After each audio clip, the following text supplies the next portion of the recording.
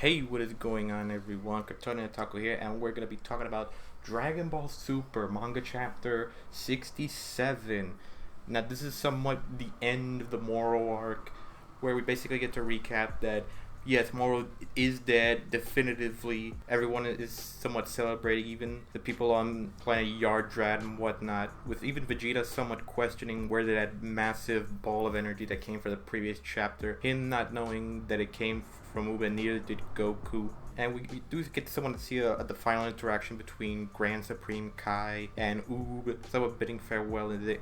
And we do get to see that Grand Supreme Kai does revert back to Majin Buu, and Buu pretty much doesn't have any memory of his adventures during this arc. So you could say, kind of goes with what Grand Supreme Kai said before, that he was just going to be here up until Moro is defeated, and Buu not having any memory of what happened like on Namek and Earth during the arc. Now we do get to see that Hercule pretty much throwing a party where everyone's eating and partying and whatnot. Is it weird? It seems like kind of a thing Super is doing now, which I'm not saying is a bad thing, but I mean, I don't think the Broly arc or Universe 6 did it, but I think most arcs, Battle of Gods, ROF, Goku Black arc, even the Tournament of Power did that same thing, and now this arc. Afterwards, Goku pretty much transport Eska back to his home world of New Namek, and they use Porunga to wish all the planets which Moro and his goons pretty much destroyed and ate back to life. Even that one planet with, I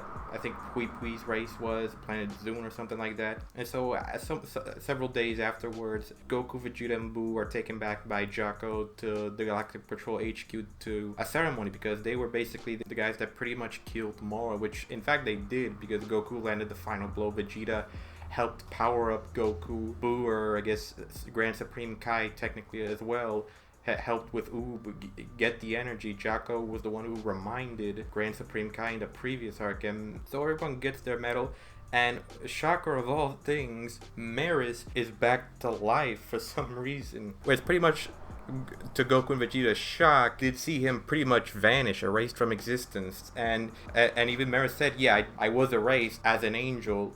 Then we cut back to a few days earlier on Zeno's planet, home, whatever you can call it. Beerus and Whis meet with the Grand Priest about the whole Maris situation, since angels have to be neutral, they can't take sides, where Maris pretty much did do that. So he did erase Maris, and then it did for at least temporarily, then brought him back as a mortal. And he even says he has a lifespan now, and his angel powers are just gone. But it turns out that Supreme Kai was actually the person to try and convince the Grand Priest to bring back Maris, and instead, he wanted to sacrifice himself basically in Maris's place, because Maris was doing good in Universe 7 and whatnot. So Grand Priest ultimately just resurrected Maris and just made him mortal, so he's not an angel. This does beg the question, does Maris, when they say he doesn't have his angel powers, does that mean he doesn't have Ultra Instinct, like kind of what Whis has? I mean, I'm assuming that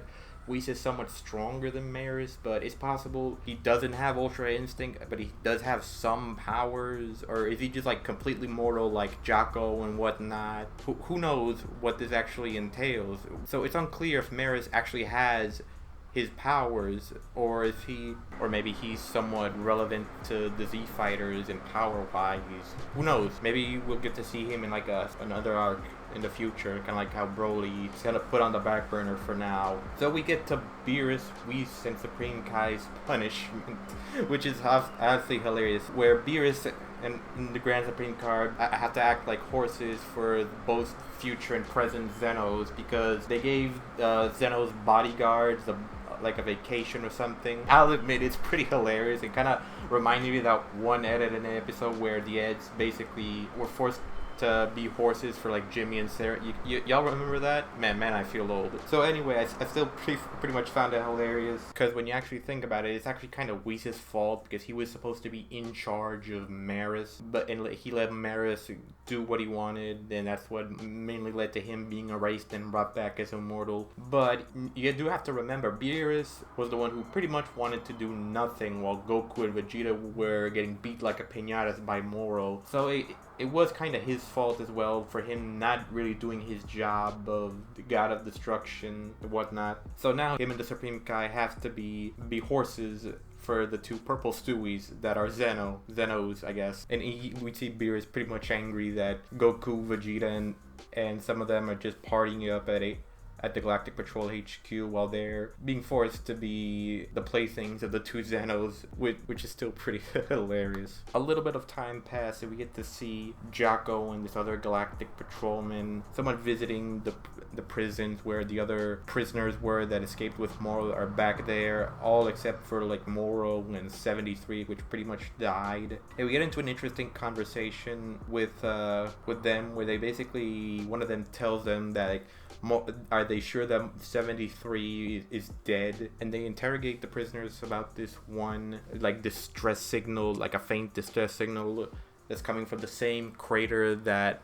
where Moro died, but it's actually 73 somewhat kind of rebuilding himself with small pieces that survived of him. Well, not completely, but at least we see the pieces of the crater somewhat forming around his head and sending a signal. So Jocko and the other Galactic Patrol guy went up to investigate, pretty much found nothing, but that's because some random aliens got there beforehand and grabbed 73's head and put him in a jar and then escaped back to their ship. A few months pass and we do see that the guys who pretty much took 73's head got back to their base flagship or whatever, and they run like analysis and whatnot, determining that 73 is way more powerful. So now it's assuming that these guys are at least somewhat related, or 73's creators, or at least related to that, because they pretty much have the technology to make copies of him, and they're gonna plan to use those copies to rule the universe and whatnot. Now it is possible that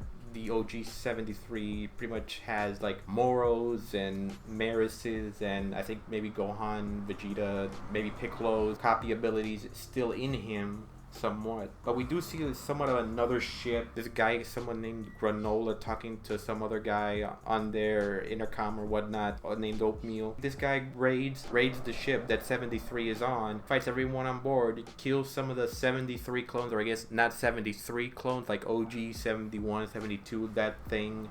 The OG clones, since they're pretty much mass produced in that point, but they're not as strong as OG 70, since this guy pretty much took all the OG clones or robots, whatever, took them down with like a key blast to the crystal in the middle of their head, and it pretty much took them all down. And for some reason, and we see that this guy wants OG 73, but we don't know what more or less he wants them for. Maybe he's like some angel that's become mortal or whatever that wants the same thing that 73 has in his copy abilities, where he basically kind of copied Maris so he can transfer it back to himself and grow back to angel powers or whatnot. Or I don't know, maybe he just wants maybe Moro's data that's also on 73, maybe both Moro and Maris's.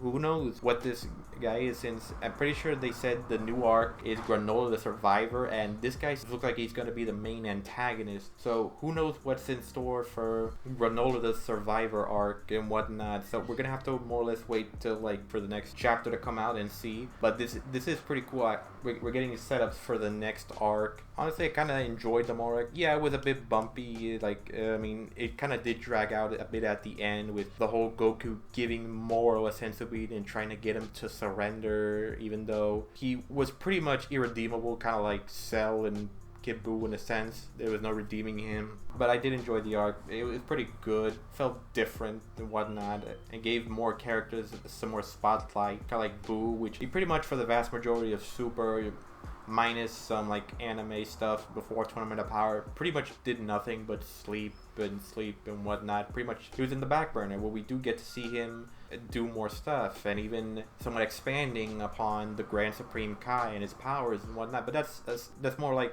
another video for another day, maybe when I review the arc now that it's over in full, to give you my complete thoughts. But overall, I enjoyed this chapter. It was cool seeing the aftermath of Moro, Goku, Vegeta, Buu, and Jocko and Maris getting honored for their services and killing Moro. Beerus being forced to Beerus and Supreme Kai being forced to be the two Zenos playthings, acting like horses. That was still pretty funny. And we get to see the brand new antagonist for this arc being somewhat set up. So overall, I did enjoy this chapter of Dragon Ball Super. It's been pretty good in my opinion. The art's definitely gotten better. It did get a bit dragged out at the end, but I think it was able to stick the landing. So overall, what do you guys think about this newest chapter or the Moro arc in general? Leave me your comments down below. Remember to like, comment, and subscribe. Hit the bell so you can get notified on my videos. Follow me on Twitter at KryptonianOtaku, and I will see you all later. Peace out.